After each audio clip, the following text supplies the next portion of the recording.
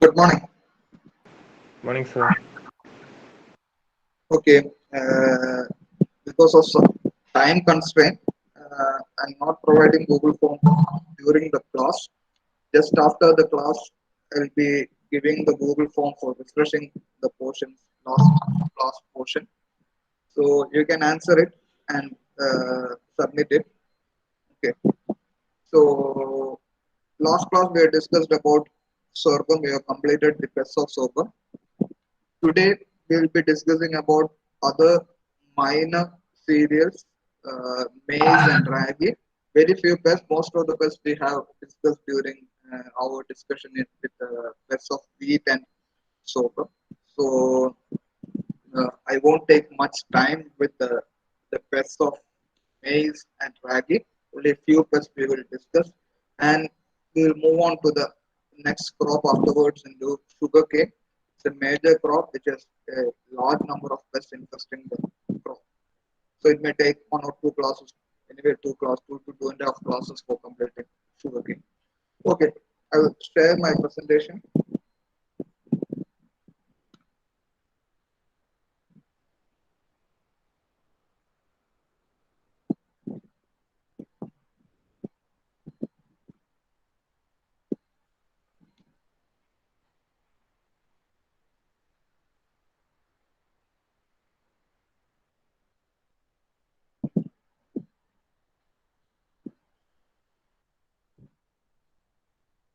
So maize not a major pest.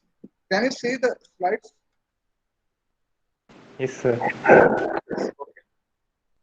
Maize is not a major crop in our state, though it's a major crop in several parts of our country. Not in our country, it's mainly grown as a fodder and as a feed. Can you hear me? Yes, sir. Okay. So that's maize. But here in Kerala, Development Department, ക്ഷീര വികസന വകുപ്പ് എന്ന് പറയുന്നത് Dairy Development Department uh, supports the cultivation of maize as a fodder crop. So whatever maize you mostly see in our state is mainly for fodder purpose. But nowadays, a few persons are growing a few plants in their homesteads as baby corn, etc. So that is the status of maize in our state. But it is considered as the queen of cereals because it yields heavily compared to the production levels from a unit area, say from per hectare productivity among the cereals is highest in the case of maize. And it is that's why the second point I have mentioned it is high genetic potential. That means the productivity level when compared to rice, wheat, and all among other cereals, wheat is highest uh, yield, highest producer when compared to other cereals, and it's the third most important food crop after rice and wheat. And coming to the major pest, first we have to discuss a bit in detail about a pest which was recently introduced into our country 2 years back. That is fall army worm, Spodoptera frugiperda. Fall army worm, Spodoptera frugiperda. All Spodoptera belong to the family Noctuidae of Lepidoptera. So that we will discuss in a bit in detail. Then we have maize tempora chylopatulus. That we won't be discussing because last class we have discussed it in detail.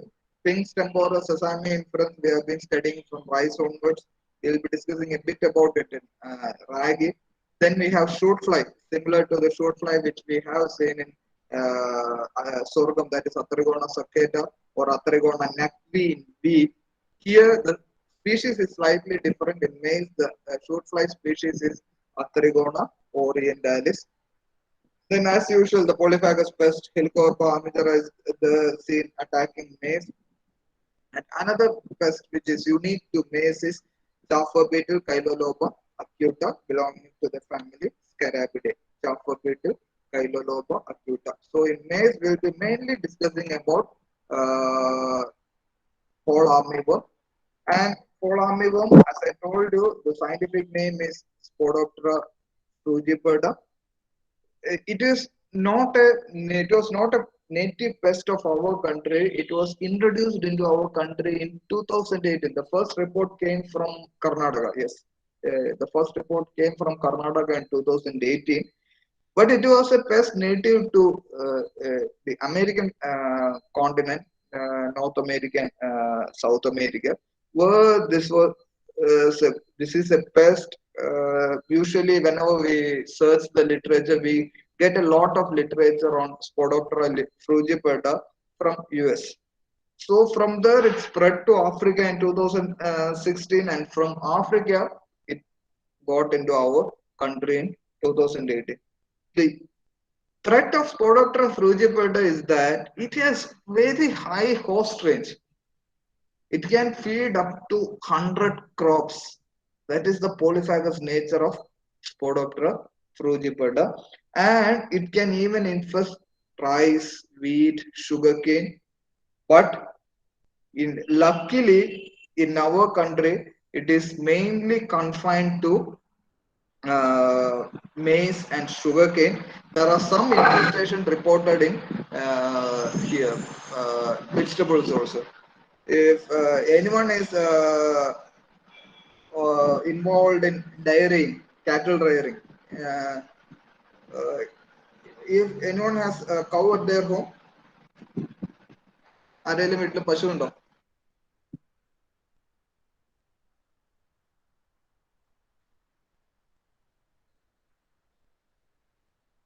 Abhi, Abhi, are you there?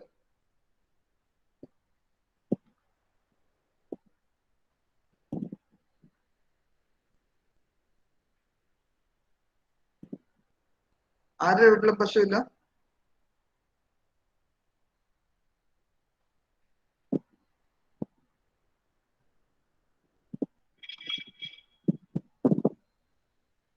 ആർക്കെങ്കിലും ഒരു ചാക്ക് കാലിത്തീറ്റയുടെ വില അറിയോ? Does anyone know the price of a bag of cattle feed?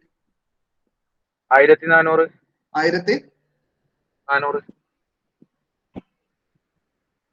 1300 മുതൽ റഫ്ലി idea ഉണ്ടോ? Correct ആയിട്ട് ഒരു 200 ചില്ലാന്റെ മേലേക്ക് വരുന്നുണ്ട്. പലത് പെല്ലറ്റ് അല്ലേ സാറേ ചോദിച്ചേ?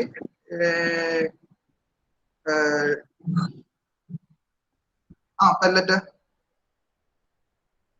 പെല്ലറ്റിന് എത്രയാ അഫീഫെ?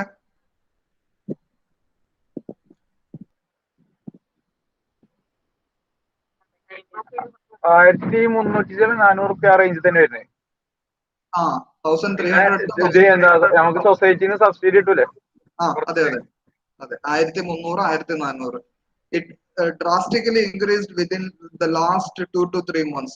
Earlier it was 1100 for about 1.5 years, and 2 months back it increased to 1300 to 400, and maybe in 2019 it was somewhere around 900 to 1000. So the price of the cattle feed increased drastically over a period of 3 to 4 years. And one major reason is the increase in the fuel cost, because transportation cost gets increased. But another major reason behind that was one major ingredient for cattle feed was maize.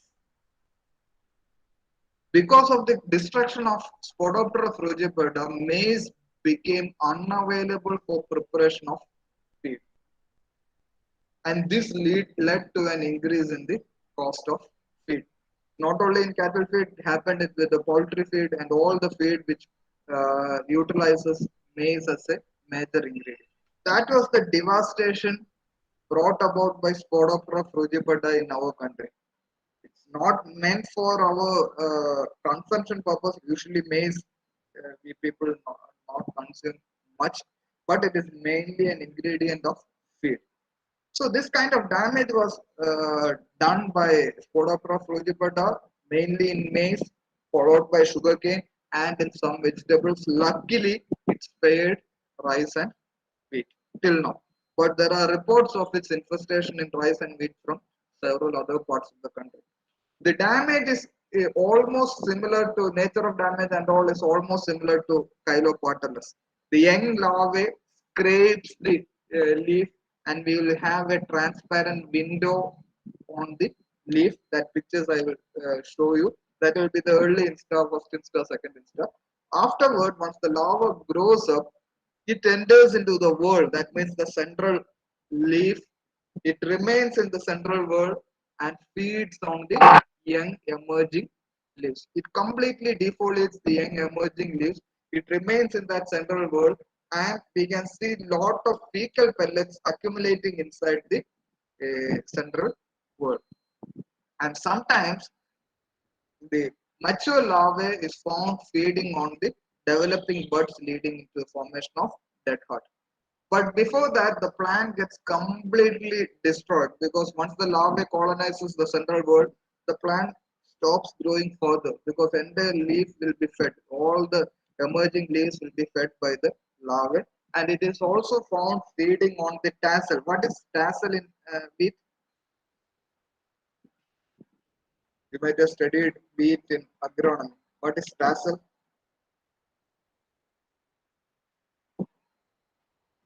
Yes, male inflorescence. So the male inflorescence is also fed by the larvae. This is the picture of the larvae. One typical identifying feature of this larvae is we may confuse it with Spodoptera liquora, but one character that is typical. Okay, I will show that. You can see one Y-shaped structure on the head. Can you see this one? Could you observe? On the head, there is a Y-shaped structure. Yes. One more thing, let me see whether, okay. And at the last abdominal segment, you can see four spots. Only two are clearly visible, one and two.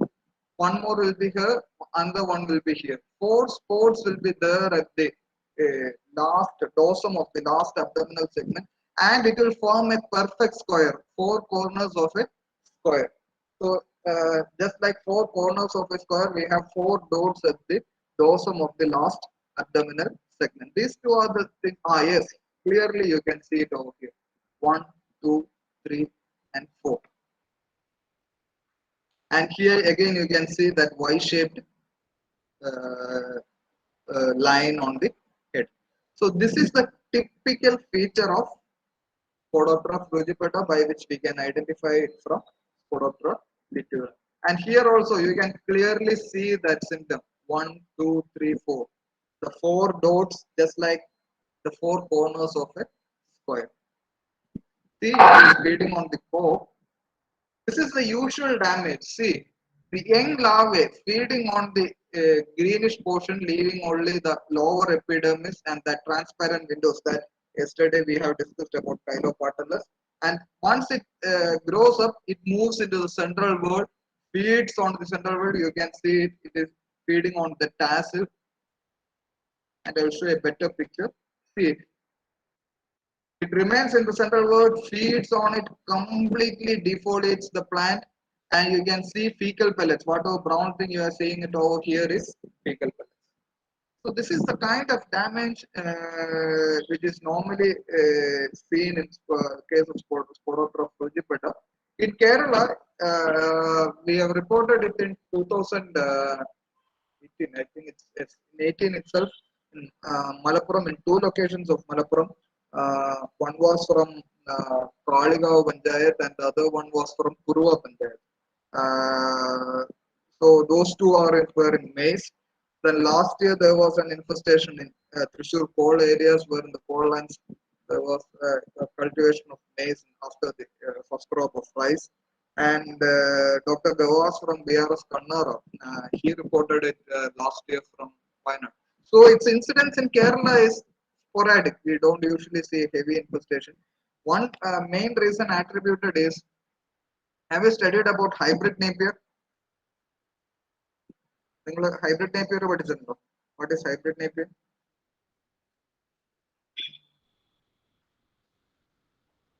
Nice, sir.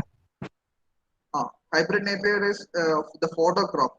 CO3, CO4, so CO5. It just looks like maize. നമ്മൾ തീറ്റപ്പുല്ലായിട്ട് normally cultivate ചെയ്യുന്ന ഒരു ക്രോപ്പാണ് hybrid napier. Everywhere it is seen in Kerala. It is a very common crop, especially in rural areas. So hybrid napier is preferred host for egg laying of Spodoptera frugipeda. Spodoptera frugipeda prefers to lay eggs on hybrid napier, but the eggs that hatches on hybrid napier cannot survive further because larvae won't be able to feed and utilize hybrid napier. So that may be one reason that protects Kerala from invasion of Spodoptera frugipeda, because we have a large population of the unsuitable host hybrid napier compared to the suitable host maize.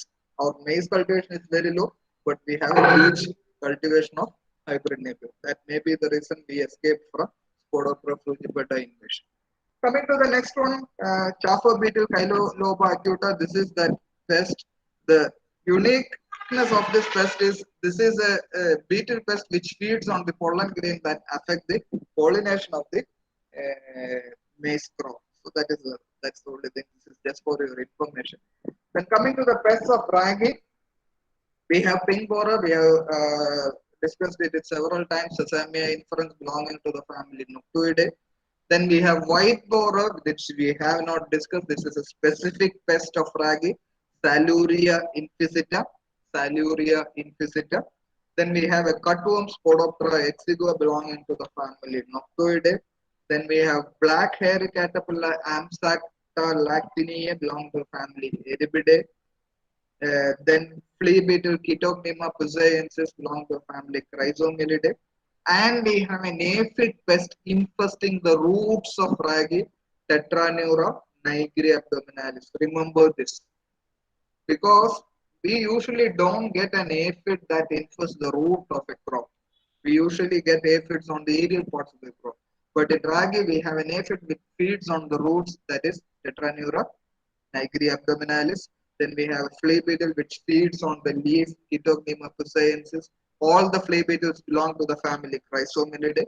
Then we have black hairy caterpillar, Amsacta lactinea, belong to the family Erybidae, and cutworms, Spodoptera exigua, and a specific pest, Saluria inficita.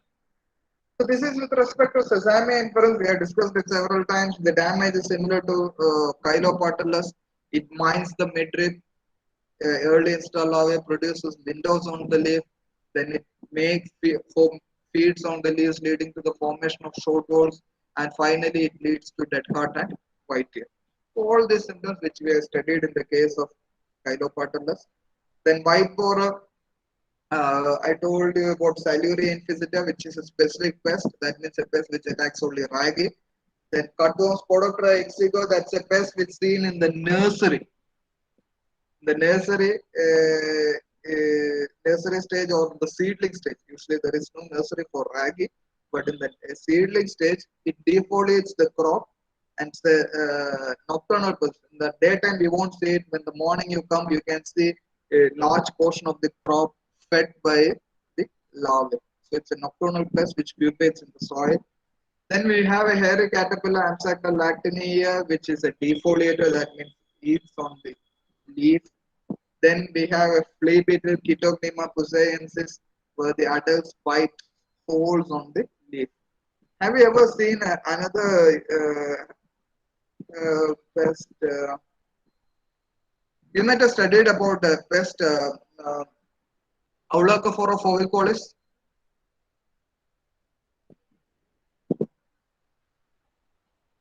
Do you remember Aulacophora fovicolis? Red pumpkin beetle. Yes or no? Cucurbits, pest of cucurbits, is it covered? The completed pest of cucurbits? Yes, sir. Yes. Okay. So has anyone seen a red pumpkin beetle in the field? If anyone cultivates cucumber, yes. Yes. So you can see holes on the leaf. That's the typical symptom. Young leaves, attacks the older leaves also. Usually young leaves are preferred. You can see holes. All the flea beetles usually feeds on the leaves, and you can see holes on the leaves. So here also it's the same. It bites holes on the leaf. That is flea beetle, Chaetopneuma husayensis. So I'm finishing off all the cereals, and I will be moving on to sugarcane.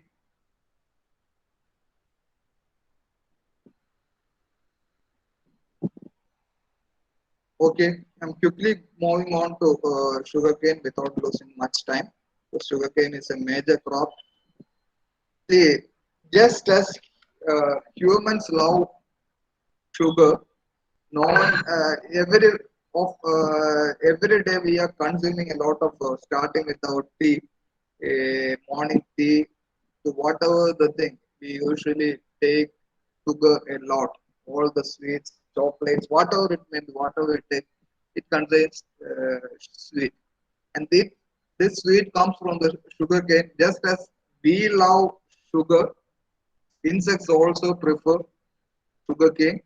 So we can see a lot of insects infesting sugarcane. So pests of sugarcane is a huge topic, though it's not a major crop for us. It's a crop cultivated widely in different parts of our country. And the farmers of growing sugarcane are one of the most politically vociferous group of farmers. Almost all the cooperatives in Maharashtra, UP, and all are controlled by politicians, and they control the political economy and all. It's a huge politics. If anyone from UP and all is there in this batch, they know the sugar politics in UP, in Maharashtra. Sharad Pawar and all from Maharashtra, he is the chairman of a sugar cooperative. I forgot the name of that sugar cooperative. So uh, farmers are attached to cooperatives. That cooperative will own a sugar mill. The sugar mill supply the planting material, all the inputs. The sugarcane harvested sugarcane will be given to that factory itself. So that's the way it works, and it's a huge politically sensitive issue. This sugarcane cultivation in our country. And I'll ask you one question. Can anyone tell the districts where sugar cultivation is still practiced in our state? Can anyone? I'm not a Idiki. Devika, good. Can you name the place? Marayur, good. Okay. Can you give a few more places? Few more districts? Yes. What you told is correct. Idiki, Marayur. Yes. Tiruvalla. There. Tiruvalla was one major area, but the area is decreasing. Then we have a research station, an ICR research station in sugarcane in our state. Actually, it's not a main station, it's a regional station. Can you give the place where that station is located?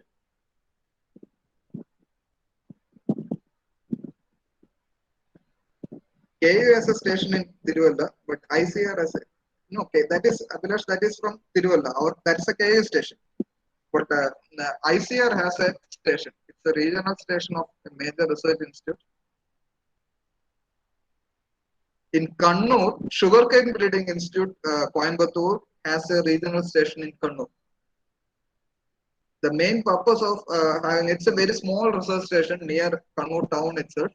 The main purpose of having that research station in Kannur is that there is no other sugar cultivation nearby, and we can Sugarcane Breeding Institute can maintain its germplasm without any threat of virus infestation. Because if they grow it in Coimbatore, maintains the germplasm, there is a chance of virus infestation from all the nearby fields.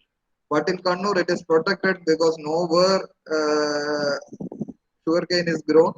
So if you grow sugarcane in Kannur, if the planting material is free of virus, there is no chance of any vector-borne transmission of sugarcane. So the germplasm can be easily protected. So that is some general aspects in our country. Coming to the pests, the first we have several borers. Sugarcane borers, it's a usual question in final exam. Borers of sugarcane and its management. Will discuss it one by one. Early shoot borer, as the name indicates, it's a borer which attacks the early stage of the crop. Scientific name is Chilo-infescatulus. Chilo-infescatulus. Chilo-infescatulus pyralidae. All the Chilo genus belong to family Pyralidae. Then there is an internode borer, Chylosaccharophagus indicus. Chylosaccharophagus indicus. Then we have a top borer, as the name indicates, it infests the top portion of the sugarcane, that is Serpophaga excerptalis. Serpophaga excerptalis belonging to the family Crambidae. Then we have stalk borer, Chilo-oricelius. Stalk borer, Chilo-oricelius. Then we have Plassey borer. Have you ever heard about this name Plassey?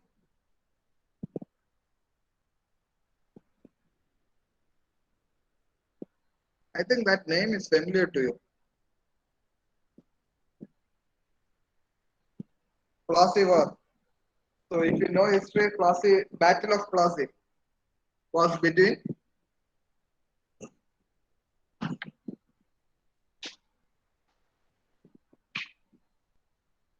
don't know. Just a minute.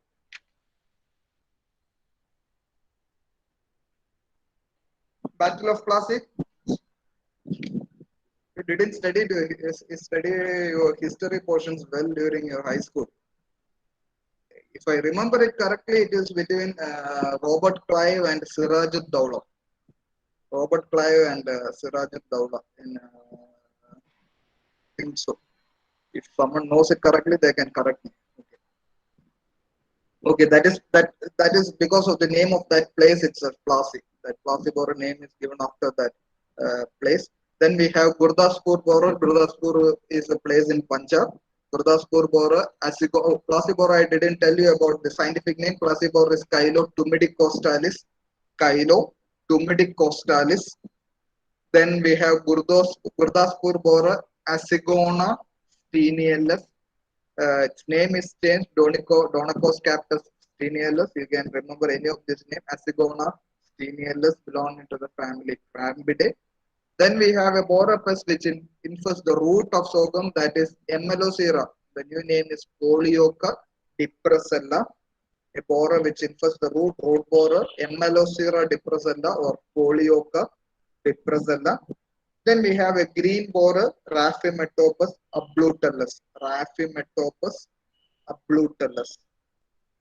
This green borer belongs to the family Pyralidae. Though we have about 8 borers infesting sugarcane, the first 4 are the most critical or important. Chilo-infescatulus, that is early shoot borer. Chylosaccharophagus indicus, that is internode borer. Serpophaga excerptalis, that is top borer. Then we have stalk borer, Chilo-oricelius. These 4 are the most important borer pests of sugarcane. Then we have subterranean pests, that means infesting the underground part of sugarcane. Termite as well as white grub, both are extremely critical. Termites, Odontotermus obesus and Microtermus obesi belong to the family Termitidae. The scientific names are known to you. Then we have white grub, Holotrichia serrata. White grub we have discussed last class in sorghum. Holotrichia serrata. It belongs to the family Melolontidae. Then we have sucking pests. Because of the sugar content in sugarcane, sucking pest infestation is huge in the case of sugarcane. We have Pyrilla percusilla belonging to the family Lophopidae.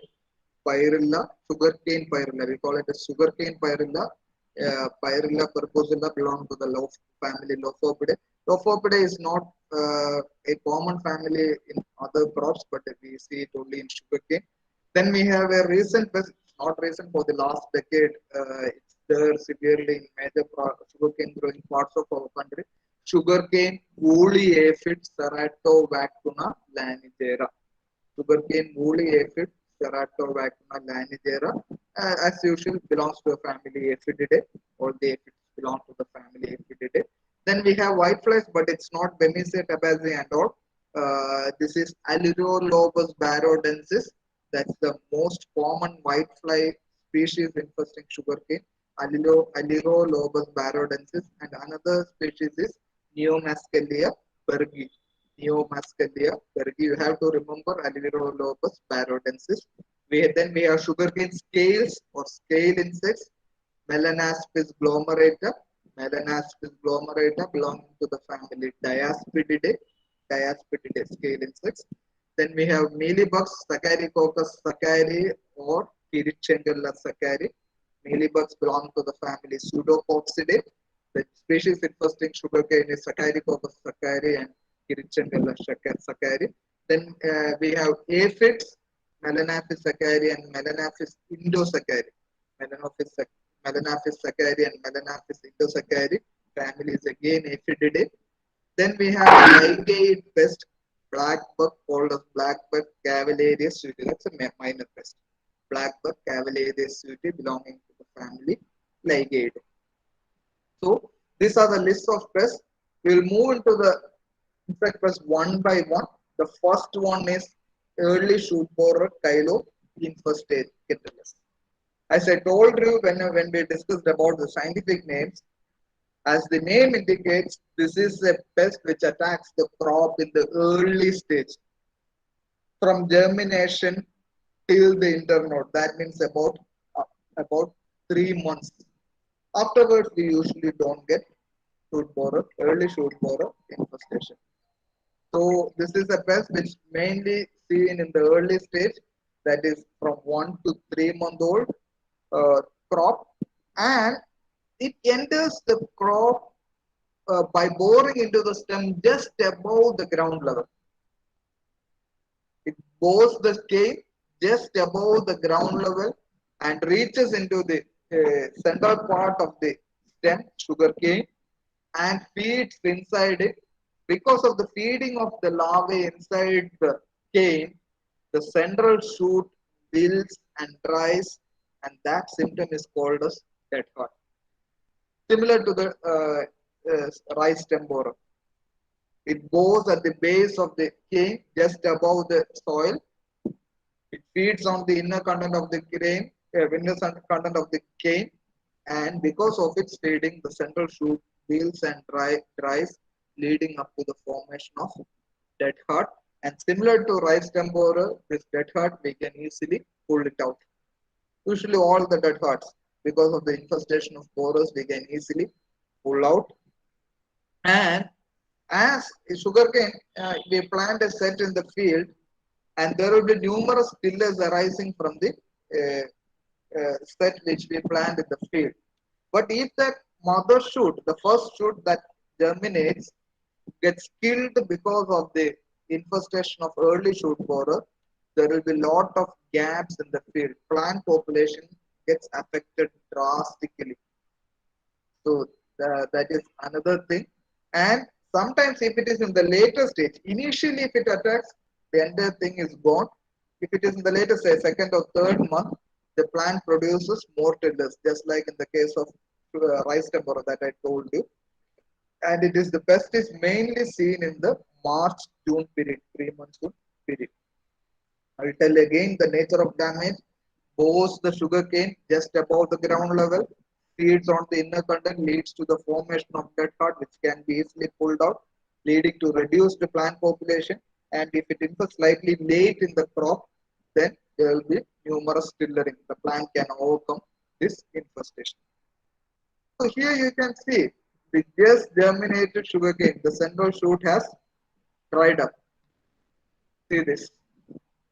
That is a typical infestation of early shoot borer. See, this is just germinated and the central shoot has dried up. We can easily pull it out.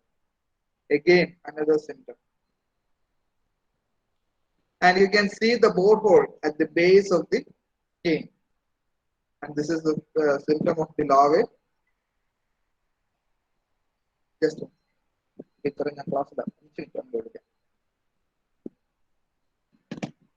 And as I told you, the pest is active during March to June period. And in order to avoid the susceptible stage of the crop, we can go for early planting. That means December to January planting. If we plant in December to January, our crop will complete the 3 month susceptible stage of the crop for early shoot for by March. By March, when the population slowly builds up, the crop will cross the 3rd month and it will overcome the infestation of early shoot borer. So that is one strategy, early planting in December, January, and we can go for earthing up. This is a critical cultural practice which prevents, which helps to reduce early shoot borer. 2 to 3 light earthing up. Because if we earth up, there won't be any space for the larvae to bore into the stem. So 2 to 3 light earthing up with and thrash mulching. Have you ever heard about thrash mulching in sugarcane? That's an important cultural operation in sugarcane. Can anyone say what is thrash mulching? Thrash mulching.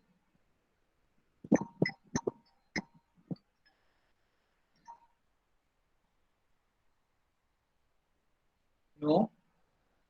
All the older dried leaves will be removed, and that older dried leaves will be used for mulching the crop. That is thrash mulching. Simple. Older dried leaves from sugarcane will be removed and it will be used for mulching. So that is nothing but thrash mulching.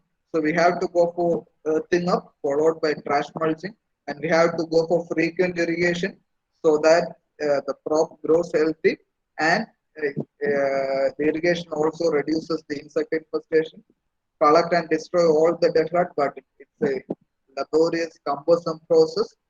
Then we can go for use of biocontrol. Remember, biocontrol agents play a very huge role in pest management in sugarcane. So every pest we have a lot of biocontrol agents. The early shoot borer we can go for inundative release of Trichogramma chilonis. This is Kylo species. So Trichogramma chilonis is the species of Trichogramma which we use at the rate of 20,000. That is 1 cc per acre. Or we have a tachinid parasitoid. Tachinidae is a family of Diptera. We have Dipteran parasitoid, Termiopsis inferens. Remember, Termiopsis inferens at the rate of 125 gravid females per hectare after 45 days. So we can go for inundative release of Trichogramma chilonis at the rate of 20,000 per acre after 45 days, or we can go to release a tachinid parasitoid Termiopsis inferens at the rate of 125 gravid females per hectare. Then we have a granulosis virus. We have discussed about nuclear polyhedrosis virus several times. Here against Infus catalyst, we have another virus, that is granulosis virus, GV. We can use it at the rate of 10 raised to 8 occlusion bodies per ml at 40, 55, 70 and 85 days after planting. 40, 55, 70 and 85, that is at 15 days interval. At 10 raised to 8 occlusion. That's the unit which we usually say, occlusion bodies per ml. We can use pheromone traps against this pest. Pheromone traps are available at the rate of 25 per hectare. Coming to the insecticides, I will finish it within a minute. We can drench with chlorpyrifos at the rate of 2 liters per acre in 400 liters of water over the sets placed in furrows. That means the sets, so the planting material of sugarcane is called as sets. It will be placed in furrows, and in the furrows we can drench that furrows with chlorpyrifos at the rate of 2 liters in 400 liters of water, or we can go for spraying of chlorantraniliprole, the coragen at the rate of 3.75 ml per 10 liter, or fipronil at the rate of 3 ml per liter. This fipronil and chlorantraniliprole can also be used in the granular form also. Chlorantraniliprole is recommended at the rate of 7.5 kg per acre and fipronil at the rate of 10 kg per acre. We can apply this granular pesticide in the furrows where the sets are planted. So summing up the management practice, go for early planting, December, January planting, go for earthing up, that's a critical management operation, and brush mulching. We have to go for frequent irrigation, destruction of dead heart, release Trichogramma chilonis or Stemniosis inferens. There is a granulosis virus. Then we can drench the furrows with chlorpyrifos or spray chlorantraniliprole. Granular insecticides, we can apply either chlorantraniliprole granules or fipronil granules. Any doubt?